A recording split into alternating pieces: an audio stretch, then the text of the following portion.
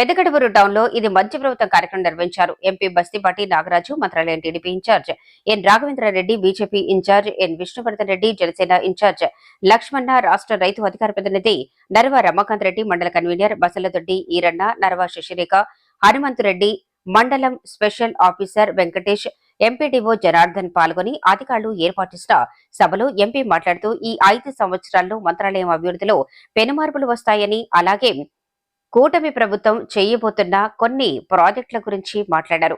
గ్రామంలో ఉండే ప్రతి సమస్యను ప్రతి కార్యకర్త, బూత్ ఇన్ఛార్జ్ మరియు గ్రామ నాయకులు తమ దృష్టికి తీసుకొచ్చి పరిష్కార విధానాన్ని చూడాలని ఎన్ రాఘవేంద్రారెడ్డి అన్నారు. అనంతరం ఇంటింటికి వెళుతూ కూటమి ప్రభుత్వం ఏర్పడిన 100 రోజుల్లో చేసిన మంచి పనులు ప్రజలకు తెలియజేశారు.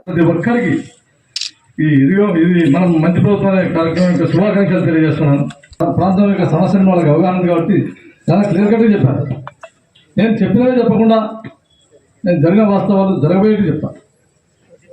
ఎందుకంటే ఇక్కడ మన ప్రభుత్వం వాస్తవంగా గత ప్రభుత్వం ఏం జరిగింది, మనకు వచ్చినటువంటి 23 సీట్లను దేవుడిచ్చిన స్క్రిప్ట్ అని చెప్పేసి ఆయన మొదలుపెట్టాడు. మరి ఈరోజు 11 సీట్లు పడిపోయింది ఆ ప్రభుత్వం. ఎక్కడ వెళ్ళాలి అంటే భూమిలో పాతాళానికి వెళ్ళిపోయింది. కంప్లీట్గా పార్టీ లేస్తుందో లేదో కూడా తెలియదు వాస్తవంగా. అవునా కదా? అటువంటి స్థితిలో ఉంది వైఎస్ఆర్సీపీ. ఎందుకంటే చంద్రబాబు నాయుడు గారు మన ముఖ్యమంత్రి వర్యులు మా కూర్చోబెట్టి కూడా ఒకటే మాట చెప్పాడు. 16 మంది ఎంపీలంటే కూర్చోబెట్టి ఒక మాట చెప్పాడు. అయినా 163 సీట్లు ఇచ్చాయంటే 124 సీట్లు ఇచ్చాయంటే చాలా చిన్న విషయం కాదు. ప్రజలు చాలా బాధ్యత ఇచ్చారు మనకి. ఈసారి చాలా బాధ్యత పెంచారు మనకు. ఎప్పుడు కనీవినీరైన మెజార్టీ ఇది. ఇన్ని ఎమ్మెల్యే సీట్లు వచ్చాయి, ఎంపీ సీట్లు వచ్చాయి. మనం ఈ రాష్ట్రం అంతా సంక్షేమంలో పడేసిపోయినాడు. సంక్షేమంలో ఉన్న రాష్ట్రాన్ని సంక్షేమం దిశగా అడిగారంటే ఇక్కడ ఎంపీల పాత్ర అయితేనేమి, ఇక్కడ ఎమ్మెల్యేల పాత్ర అయితేనేమి, ఇదంతా కలిసికట్ట మనం పోరాడితే కానీ ఈ రాష్ట్రం రిపేర్ చేయలేమని చెప్పేసి సార్ చెప్పడం జరిగింది. ఆ తదనంతరం అందులో భాగంగా పరిపాలనలో భాగంగా బీజేపీ, జనసేన, తెలుగుదేశం పార్టీ అలయన్స్లో కూటమి ప్రభుత్వంలో ఏర్పడిన గవర్నమెంట్ తర్వాత 100 రోజుల్లో ఏమేమి చేసిందనేది మీకు అంత సుస్పష్టంగా తెలుసు. మేము కూడా కొత్తగా ఢిల్లీకి వచ్చిన తర్వాత సార్ సమస్యలను మేమంతా ఎంపీలలో కూర్చోబెట్టుకుని, ఎందుకంటే జగన్మోహన్ రెడ్డి గారి గవర్నమెంట్లో కనీసం అపాయింట్మెంట్ ఇచ్చేవాడు కదంతా.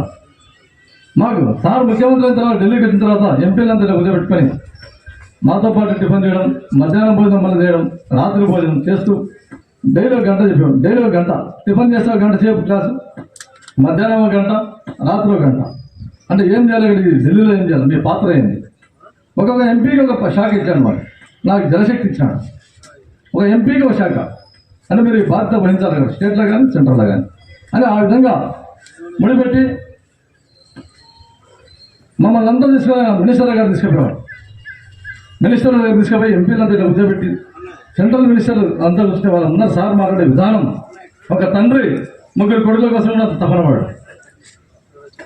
సార్ని నేను ప్రత్యక్షంగా చూశాను. రాష్ట్రం కోసం ఫస్ట్ నితిన్ గడ్కరీ గారిని గెలిస్తే సార్ అడిగింది 3 క్వశ్చన్. వాళ్ళ ఐఏఎస్లో నితిన్ గడ్కరీ గారు కూర్చుంటే నా రాష్ట్రం పరిస్థితి, రోడ్ల పరిస్థితి అత్యంత దారుణంగా ఉంది. మొట్టమొదటి నేషనల్ హైవేలు నాకు రిపేర్ కావాల్సింది అని చెప్పేసి అమరావతి విషయంలో రింగ్ రోడ్ అడిగారు. 4 సంవత్సరాలు నాకు కంప్లీట్ చేయాలా, 5వ సంవత్సరం ఎలక్షన్ కల్లా ఆ రింగ్ రోడ్ ఫామ్ కావాల్సిందని చెప్పేసి గట్టిగా పట్టుబట్టి ఆయన కూడా హామీ ఇవ్వడం జరిగింది. మొదటి అంశం ఆ అమరావతి నుంచి విజయవాడ నుంచి హైదరాబాద్ 2వ రోడ్డు కావాలని చెప్పేసి మళ్ళీ దాన్ని ఎక్స్పాన్షన్ చేస్తే ₹1 కూడా ఖర్చు కాకుండా మేమే చేస్తామని చెప్పేసి గడ్కరీ గారు ఆన్సర్. అంటే సార్ యొక్క పట్టుదల, వాళ్ళ టైం బౌండరీ ఇస్తున్నాడు. నాకు ఈ టైం లోపల అయిపోవాలా, ఖచ్చితంగా ఈ టైం లోపల అయిపోవాలా. ఐఏఎస్లకు కానీ మినిస్టర్కి కానీ ఆ విధంగా ప్రతి శాఖ దగ్గర ఆ విధంగా చేసి ఆ తదనంతరం మాకంతా ఒక మీటింగ్ చేశారు. అయ్యా మీ కర్నూలు జిల్లా కూడా చాలా వెనుకబడింది, ఎందుకంటే నేను చెప్తూ పోతే సార్ గురించి చాలా ఎంజాయ్ ఉంది, నేను మన జిల్లాకు వచ్చేస్తాను. మన జిల్లా విషయానికి వస్తే నేను సార్ చాలాసార్లు ఎన్నిసార్లు అంటే సార్ కలిసింటాం. ఈ తక్కువ పీడన కూడా ముఖ్యమంత్రితో ఎక్కడ అవకాశం ఉంటే అక్కడ కూర్చునేది, ఎప్పుడు అవకాశం ఉంటే సార్ కాడ కూర్చునేది. సార్ నా జిల్లా పరిస్థితి చాలా దారుణంగా ఉంది. 25 పార్లమెంట్లు ఉంటే అత్యంత వెనుకబడిన పార్లమెంట్ అంటే మనదే. వాస్తవం ఇది మీరు గ్రహించాలి. 100 రోజుల్లో 100 కార్యక్రమాలు సాధించడం జరిగింది. ఇచ్చిన మాట ప్రకారంగా ఏదైతే సూపర్ 6 పథకాలు ఇచ్చాడో ఇచ్చిన మాట ప్రకారంగానే అవ్వతాతలకు మొట్టమొదటి సంతకం చేసి ఒకే నెలలో 1000 రూపాయలు పెంచి గత ప్రభుత్వం అప్పు కూడా 3000 రూపాయలు ఉంటే అది కూడా మన చంద్రబాబు నాయుడు గారు ఇవ్వడం జరిగింది. రెండు కలిపి 7000 రూపాయలు ఒకే నెలలో ఇచ్చిన ఘనత మన తెలుగుదేశం పార్టీ చంద్రబాబు నాయుడు గారికి దక్కుతుందని చెప్పి తెలియజేసుకుంటున్నాం. అదేవిధంగా నరేంద్ర మోడీ గారి సహాయ సహకారంతో ఈరోజు మన రాజధానికి అయితే 12,500 కోట్ల రూపాయలు కూడా శాంక్షన్ చేయించుకున్న ఘనత మన తెలుగుదేశం పార్టీ చంద్రబాబు నాయుడు గారికి దక్కిందని చెప్పి తెలియజేసుకుంటున్నాం. పోలవరానికి ఇలాంటిది పోలవరం, అలాంటి పోలవరాన్ని ఏమీ పట్టించుకోకుండా హెలికాప్టర్లో చక్కర కొట్టిన గత ముఖ్యమంత్రి ఈ రోజు అదే పోలవరానికి 15,000 కోట్ల రూపాయలు కూడా శాంక్షన్ చేయించుకొని తొందరలో పని కూడా ప్రారంభిస్తున్నాడని చెప్పి తెలియజేసుకుంటున్నాను. మన పొదుపు మహిళలకు గతంలో 5 లక్షల రూపాయలు రుణాలు ఇచ్చేది, ఈ రోజు 10 లక్షల రూపాయలు కూడా వడ్డీ లేని రుణాలు ఇచ్చేదానికి ముందుకు వచ్చిన ఘనత కూడా మన తెలుగుదేశం పార్టీ చంద్రబాబు నాయుడు గారిదే అని చెప్పి తెలియజేసుకుంటున్నాం. మొన్ననే వరదలు వస్తే ఏమీ లెక్క చేయకుండా నీటిలో మోకాళ్ళు నీటిలో కూడా నడుములో నీటిలో కూడా పోయి ప్రతి ఒక్కరిని ప్రతి ఇంటిని సందర్శించి ప్రతి ఒక్కరికి ధైర్యం నింపిన ఘనత మన చంద్రబాబు నాయుడు గారి దక్కిందని చెప్పి తెలియజేసుకుంటున్నా.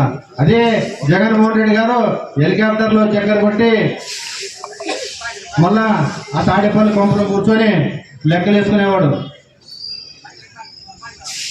ఎన్ని ఎక్కువ శాంక్షన్ చేస్తే అవి మన అకౌంట్లోకి వస్తాయో అని ఆలోచించి పాడైంది 10 అయితే శాంక్షన్ చేసి 190 ఇంట్లోకి అలా చేసి ఈరోజు మన రాష్ట్రాన్ని అప్పుల పాలు చేయడం జరిగింది. ఇంత అప్పుల పాలైనా కూడా మన రాష్ట్రం ఇప్పుడు మన నాయకుడు ముఖ్యమంత్రి గారు ఈరోజు దాన్ని ఎదిరించి పరిపాలించడానికి ముందుకు వచ్చాడు. దేవుడి దయ వల్ల నరేంద్ర మోడీ గారు కూడా మన రాష్ట్రంపై మంచి చూపు చూస్తున్నాడు. ఈరోజు గతంలో మొన్ననే గ్రామ సభలు చరిత్రలో ఎప్పుడు లేనిది ఒకే రోజు 13,000 చిల్లర గ్రామ సభల్లో ఒకే రోజు పెట్టి వరల్డ్ రికార్డు సాధించిన ఘనత కూడా మన ఉప ముఖ్యమంత్రి పవన్ కళ్యాణ్ గారికి దక్కిందని చెప్పి తెలియజేసుకుంటున్నాం. ఇలా ప్రతి సంక్షేమ పథకాలు 1 కాదు 2 కాదు, రోడ్లు కూడా ఇలాగ మన రోడ్లు కూడా చాలా డ్యామేజ్ ఉన్నాయి. మనం కూడా ఇంజనీర్లకు చెప్పడం జరిగింది, తొందరలో ఎస్టిమేషన్ వేసి ఇస్తే నేను ముఖ్యమంత్రి గారి దృష్టికి తీసుకెళ్లి ఖచ్చితంగా శాంక్షన్ చేయించుకొస్తా అని కూడా చెప్పాను. మన రాష్ట్ర ప్రభుత్వం ముఖ్యమంత్రి గారు కూడా మొన్ననే 290 కోట్లు కూడా రిలీజ్ చేయడం జరిగింది. అందులో భాగంగానే మన మండలానికి ఎంత వీలైతే అంత సాధించడానికి కూడా ప్రయత్నం చేస్తున్నాం. అనేక రకాలుగా అభివృద్ధి బాటలో నడుపుతున్నటువంటి ఎన్డీఏ కూటమి ప్రభుత్వం మనమందరూ కూడా ప్రభుత్వానికి మంచి పేరు తీసుకురావడానికి ఖచ్చితంగా ప్రతి కార్యకర్త కూడా కష్టపడి నియోజకవర్గంలో గ్రామాల్లో అన్ని విధాలుగా మేము సహకారం ఉంటాం. మీ కష్టం 5 సంవత్సరాలు అనుభవించిన కష్టం మాకు గుర్తుంది.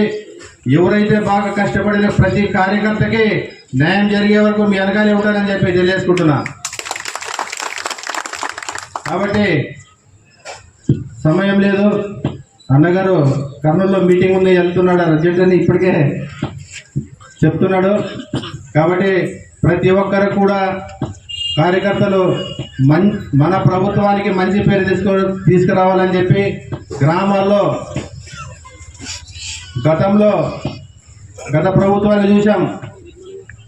ఏ నాయకుడు కూడా గ్రామాల్లో పట్టించుకునే నాదుడే లేరు ప్రజల్ని. ఖచ్చితంగా ప్రతి ఒక్కరు కూడా